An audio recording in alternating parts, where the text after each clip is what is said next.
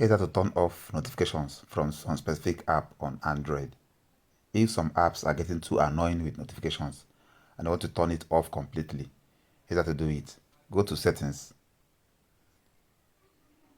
go to apps.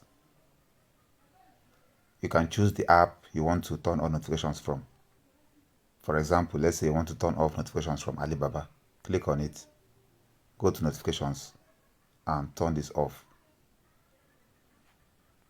Or you can simply click and hold the app, go to app info, go to notifications and turn this off. So that's how you turn off notifications from specific app on Android.